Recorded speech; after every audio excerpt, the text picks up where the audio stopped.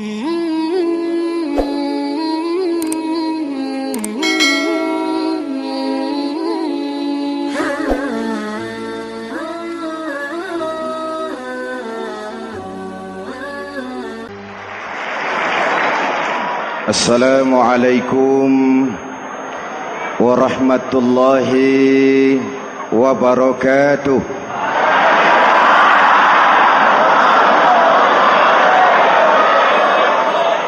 Alhamdulillahi rabbil alamin.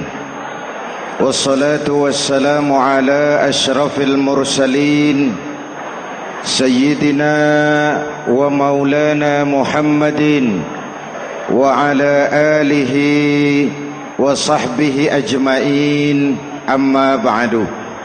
Para ulama yang saya muliakan, hadirin hadirat ma'asyiral muslimin yang saya cintai, banyak kita alami perubahan-perubahan yang terjadi, baik perubahan yang menyangkut sosial budaya, lebih-lebih yang menyangkut sosial politik. Yang tidak banyak mengalami perubahan adalah sosial ekonomi.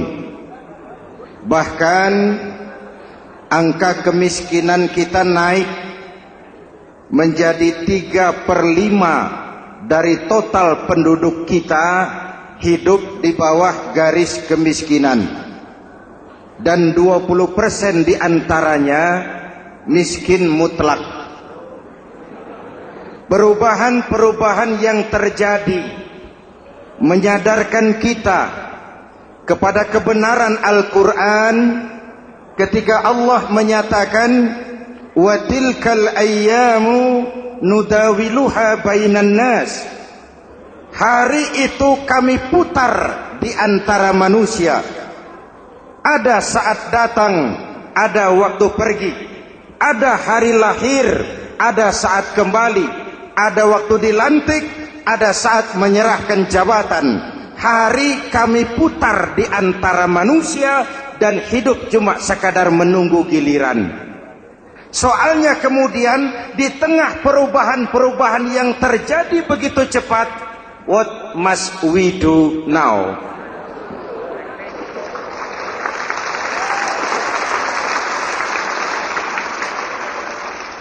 Saya juga nggak ngerti itu. Yang penting kan penampilan. Saudara-saudara kaum muslimin di seluruh tanah air, jadi pemimpin adalah pelayan bagi orang yang dipimpinnya. Okelah, perbaikan ekonomi, pembukaan lapangan kerja baru kita serahkan kepada pemerintah, karena kita percaya mereka orang-orang terpilih belaka yang dipilih dengan kepercayaan akan mampu membawa rakyat keluar dari kesulitan. Amin. Tugas kita sekarang di zaman susah meluruskan akidah. Jangan sampai mbah dukun yang naik ke permukaan. Betul? Islam misinya yang pertama membebaskan manusia dari kemusyrikan. 13 tahun Rasul berjuang di Makkah, menanamkan akidah, meluruskan keyakinan, membentuk iman. 13 tahun membebaskan manusia dari belenggu kemusyrikan. 13 tahun menanamkan la ilaha illallah Muhammadur Rasul dengan seluruh konsekuensinya. Kalau saya yakin tidak ada Tuhan selain Allah, saya tidak akan meminta tolong kecuali hanya kepada Allah. Saya tidak akan pernah takut kecuali hanya kepada Allah. Saya tidak akan menggantungkan hidup kecuali hanya kepada Allah. Saya tidak akan minta rizki kecuali hanya kepada Allah. Saya tidak akan melarikan persoalan kecuali hanya kepada Allah. Kalau konsekuen dengan keyakinan ini, mbah dukun nggak dapat tempat.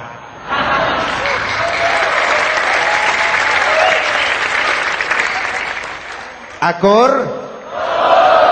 Ayo lihat secara sederhana. saya sandaran di tiang, tiangnya ambruk, sayanya jatuh. Saya sandaran di tembok, temboknya runtuh, saya juga runtuh. Saya sandaran kepada orang kaya, dia jatuh miskin, saya bangkrut. Saya sandaran kepada jenderal, dia pensiun, saya selesai. Tapi kalau saya sandaran hanya kepada Allah, Allah tidak akan pernah miskin, Allah tidak akan pernah lumpuh, Allah tidak akan pernah terpuruk, dan Allah tidak akan pernah berkurang kekuasaannya.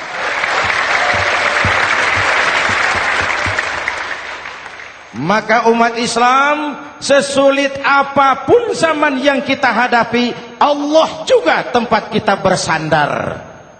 Jelas? Selama ini kita iman dalam ucapan, tapi sekuler dalam perbuatan. Di masjid ada Allah, di kantor Allah tidak ada, maka korupsi merajalela.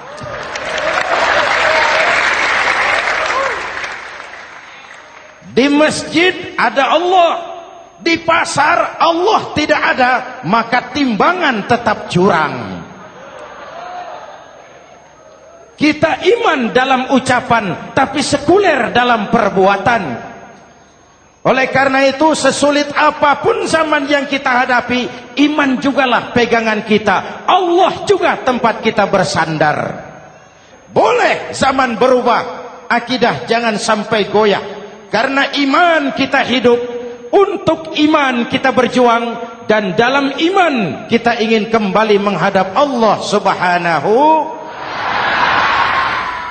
Selama ini manusia Indonesia kita lebih banyak diisi otaknya, hati sering kosong, agama dangkal, akidah rapuh, moral rendah.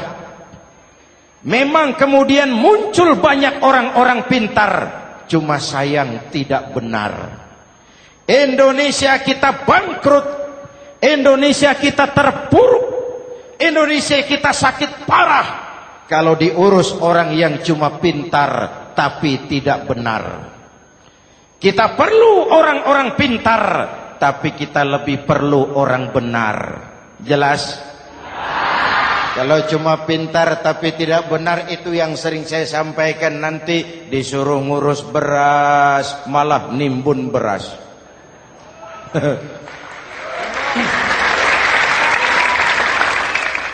Disuruh ngurus laut malah jadi bajak laut. Disuruh ngurus hutan rame-rame jadi orang hutan. Jutaan hektar hutan Indonesia kita ini merupakan kekayaan sumber daya alam kita yang harus digunakan bagi sebesar-besar kemaslahatan rakyat. Yang disuruh ngurus hukum malah bikin hukum seperti pisau, tajam ke bawah, tumpul ke atas. Jangan heran lalu di masyarakat muncul street justice, pengadilan jalanan, sebagai refleksi dari ketidakpuasan melihat sikap hukum yang sangat berpihak. Kalau yang kecil salah, hukum cepat-cepat ditegakkan.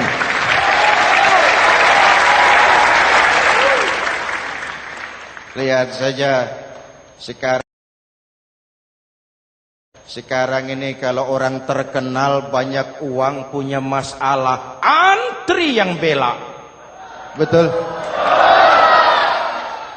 Tapi saudara lihat si Marsinah di Jawa Timur, si Sengkon dan Karta di Jawa Barat, si Udin Bernas wartawan Jogja terseok-seok mencari keadilan, sampai hari ini urusannya masih remeng-remeng.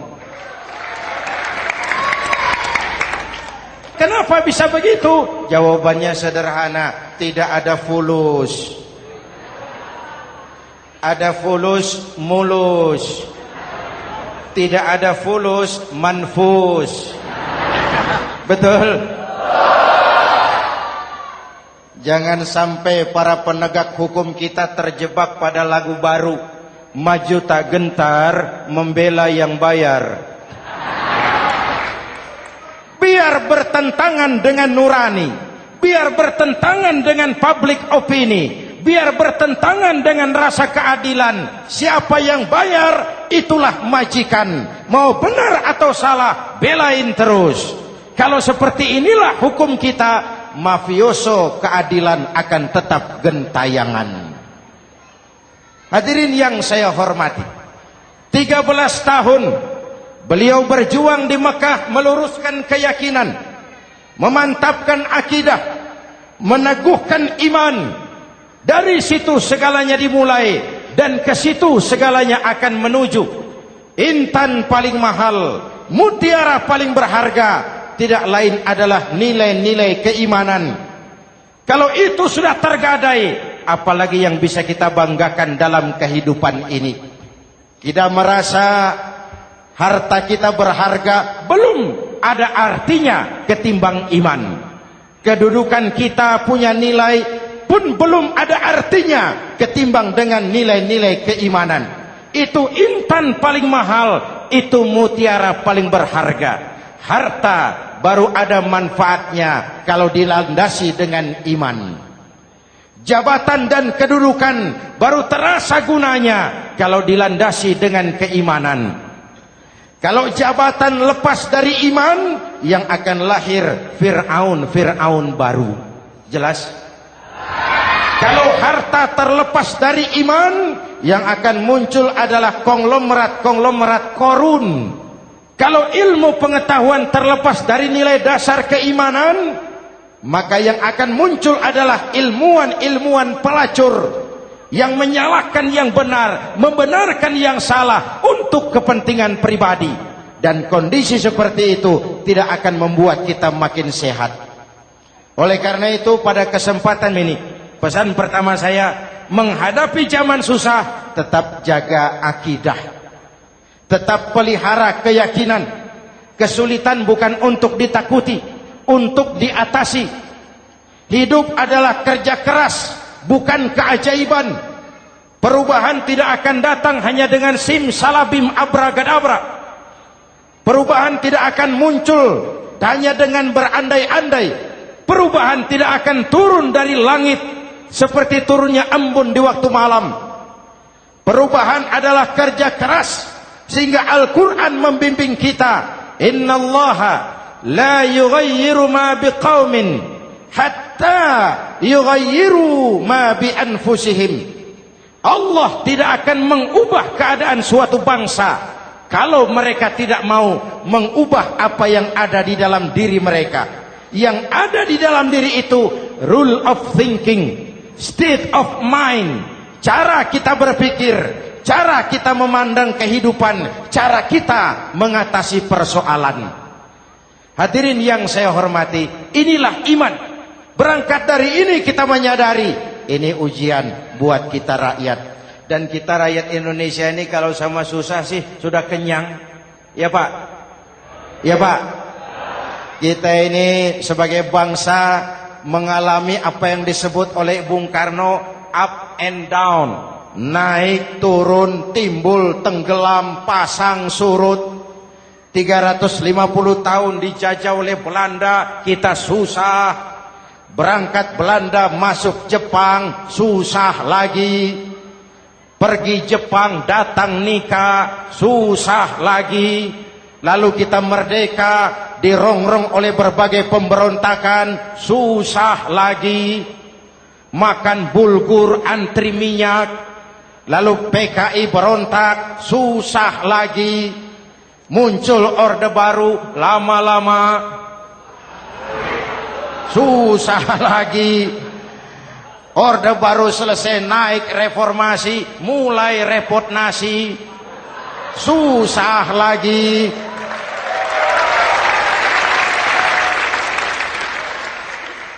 Kalau susah kita ini sudah akrab, sudah intim. Mestinya kalau sudah susah seperti itu, jangan salah sikap menyikapi kesusahan. Jangan sampai kita potong kompas, ambil jalan pintas, terjebak menghalalkan segala cara. Itu tidak akan menguntungkan, itu tidak akan menyelesaikan. Kalaupun selesai, nampaknya penyelesaian sesaat, dan penyelesaian sesaat bukan penyelesaian yang sebenarnya. Karena itu tetaplah dalam koridor keimanan. Boleh zaman berubah, akidah jangan sampai goyah. Silahkan masa berganti, tapi keyakinan jangan mati. Sekali la ilaha illallah, sampai tetes darah paling penghabisan, tetap la ilaha illallah. Sanggup? 3 orang. Sanggup? 21. Sanggup? Kalau sanggup kita harus konsekuen.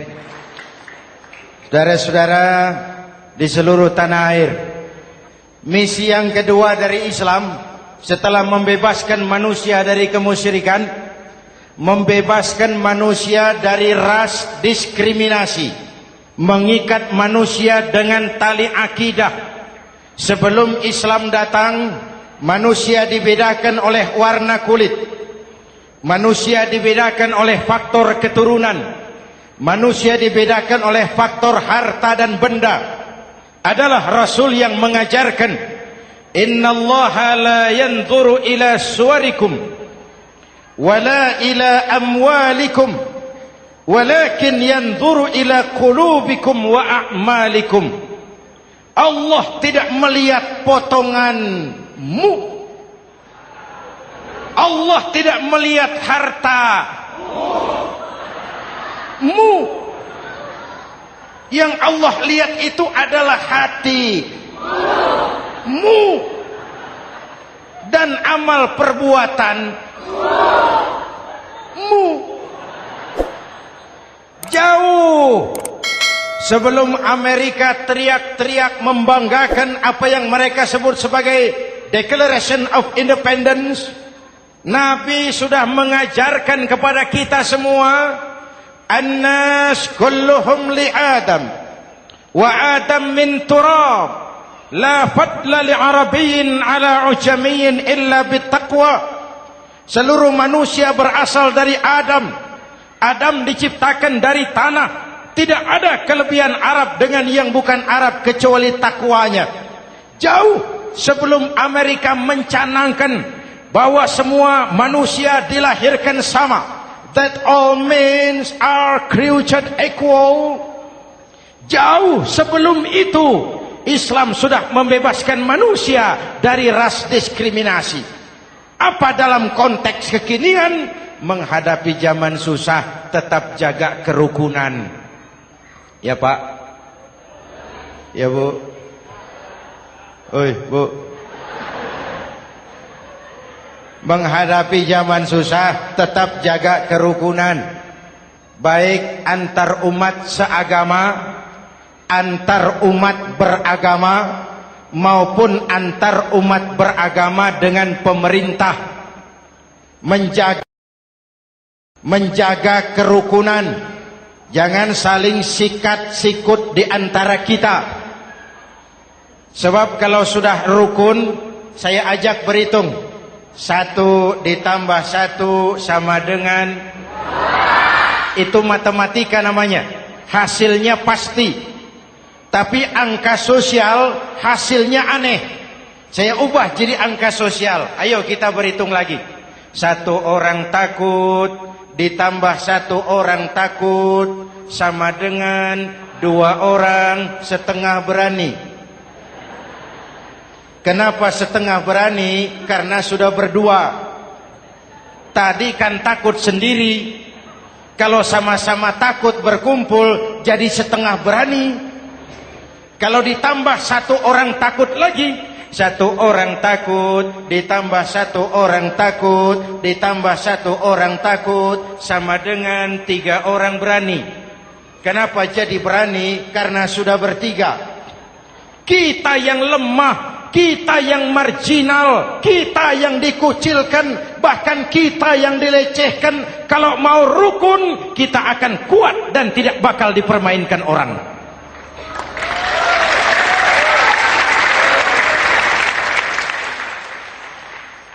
Tapi kalau rukunnya yang satu mau menikam yang lain, saya ajak berhitung lagi. Yuk berhitung yuk. 1 ekor ayam ditambah 1 ekor musang sama dengan 1 ekor musang. Kemana ayamnya? Dimakan musang. Betul nggak nih hitungan? Ayo kita hitung lagi. 1 ekor ayam ditambah 1 ekor musang sama dengan 1 ekor musang. Kemana ayamnya? Dimakan musang. Jadi kalau kita suka kumpul dengan orang yang mau makan kita, selesailah kita.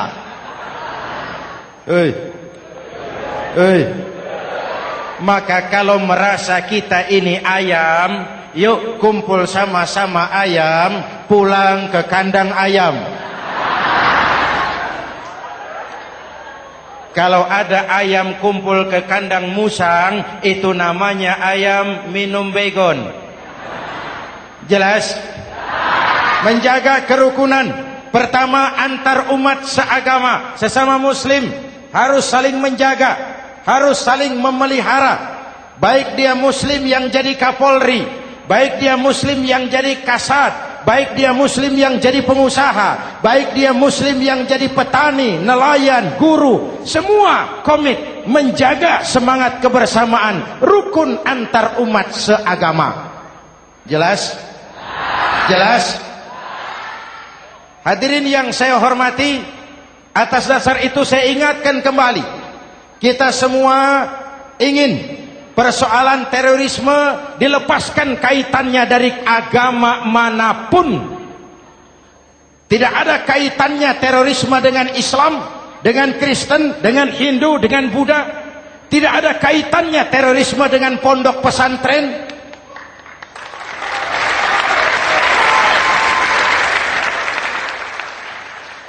Jangan sampai pesantren jadi kambing hitam.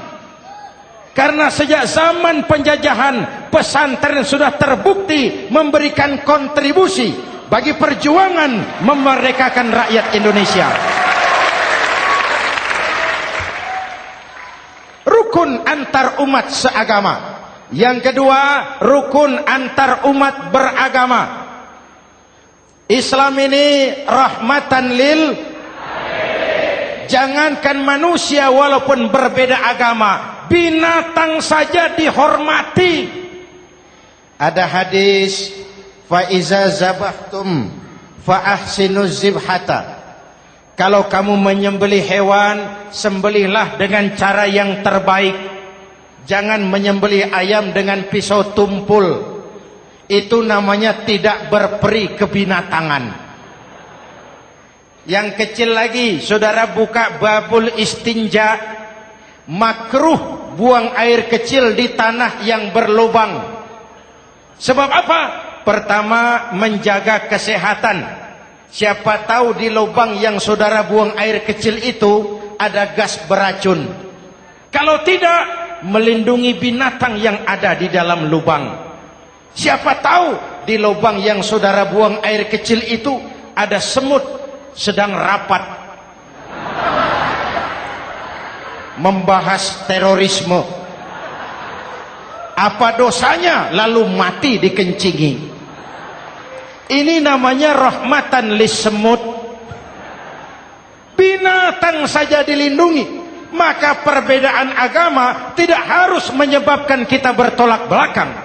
Perbedaan agama bukan alasan untuk saling bermusuhan. Apalagi kita sudah menyadari tentang kemajmukan kita, tentang kebinekaan kita, tentang keragaman kita. Rukun antar umat beragama, saling menghormati, saling menghargai, tapi tetap dalam batas lakum dinukum. Lalu rukun antar umat beragama dengan pemerintah. Hadirin yang saya hormati, yang benar kita dukung, yang salah kita perbaiki dan kita tegur menurut cara-cara yang diajarkan oleh agama kita. Dan sholat berjamaah, pendidikan bernegara yang paling bagus. Tadi kita sholat ada imam, ada makmum, betul? makmum wajib ikut imam kalau imam benar sholatnya. Rakyat wajib ikut pemimpin kalau pemimpin benar mimpinnya. Masyarakat Islam ini loyal. Masyarakat Islam ini bukan pemberontak. Masyarakat Islam ini taat dan setia. Kapan? Kalau imamnya benar. Imam takbir, makmum. Imam ruku, makmum. Imam i'tidal, makmum. I'tidal. Imam sujud, makmum. Tapi kalau imam keliru, mestinya imam ruku malah sujud. Salah imam ini. Tegur. Siapa yang wajib negur? Makmum yang saf terdepan. Anggota DPR.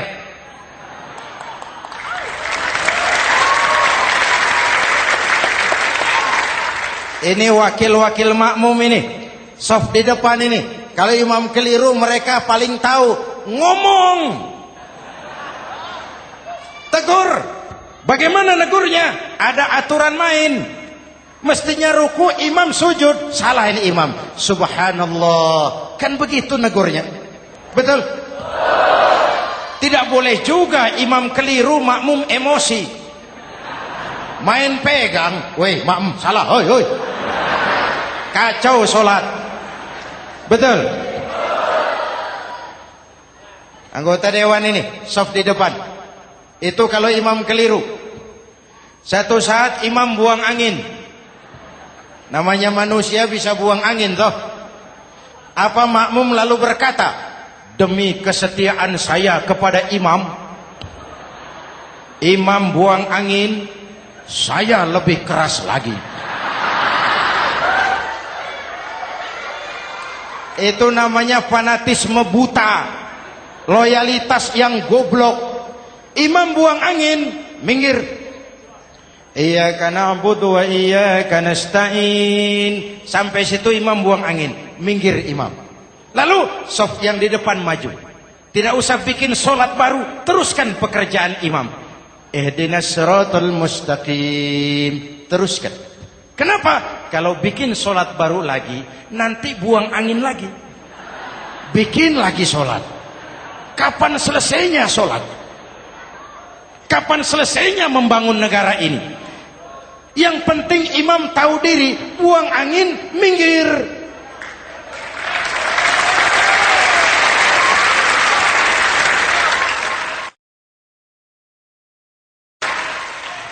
Ini kacaunya solat berjamaah kita sekarang. Kacaunya negeri kita sekarang. Banyak imam sudah buang angin, gengsi. Diam aja merasa nggak punya salah. Dikasih tahu sama makmum, imam tadi buang angin ya, malah jawab sedikit. Apa kalau sedikit lalu tidak batal sholat itu? Mekanisme kehidupan sosial yang diatur lewat tuntunan sholat berjamaah. Sehingga Nabi berpesan, kun imaman muta'an au ma'muman muti'an fala takun thalisan jazu'a. Kalau jadi pemimpin, jadilah pemimpin yang ditaati.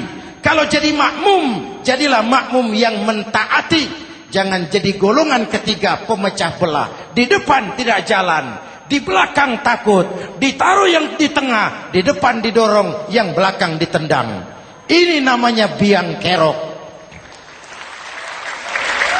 Saudara-saudara, dari uraian singkat ini saya ambil beberapa catatan pokok. Pertama, kalau ada intan paling mahal, kalau ada mutiara paling berharga dalam hidup kita, itu tidak lain adalah karena keyakinan.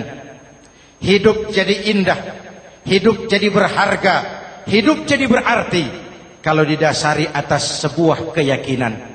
Dan keyakinan itu tidak lain adalah nilai iman kita, akidah kita kepada Allah Subhanahu wa taala. Yang kedua, tetap menjaga kerukunan. Sesulit apapun zaman yang kita hadapi, kita tetap harus menjaga semangat kebersamaan. Kita harus tetap menjadi lem perekat yang menjaga keutuhan, baik sebagai bangsa maupun sebagai umat. Perbedaan adalah wajar, harus dihormati sebagai ciri kehidupan berdemokrasi. Tapi jangan perbedaan menjadi sebab kita bermusuhan, dan jangan perbedaan menyebabkan kita saling berpecah belah. Hormati perbedaan, jangan perbedaan dipandang sebagai permusuhan. Dengan akidah yang kuat dan kebersamaan yang kokoh, ayo kita hadapi kesulitan, kita atasi kesulitan, dan dengan kerja keras untuk menyongsong hari esok yang lebih pasti. Mari kita Fatihah, semoga Allah memelihara kita bangsa Indonesia. Ala hadhihi niyah wa ila hadratin Nabi. Al-Fatihah.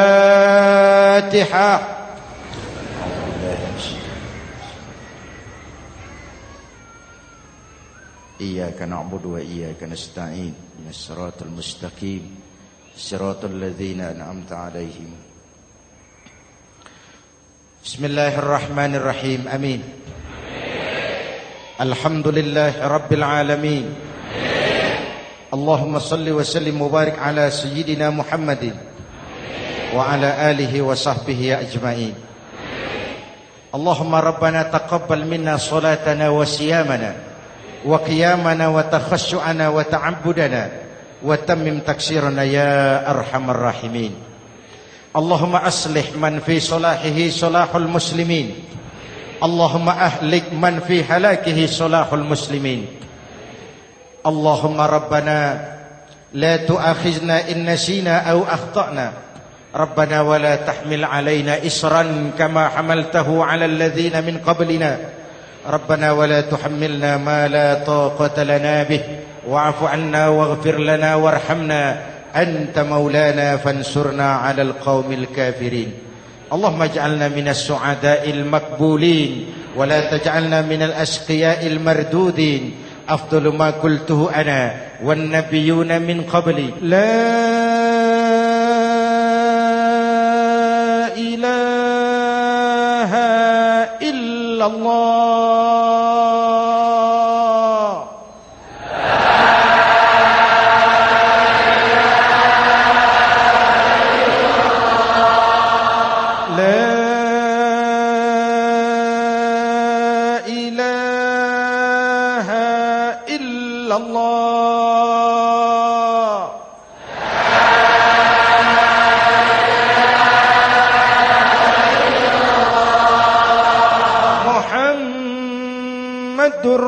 Rasulullah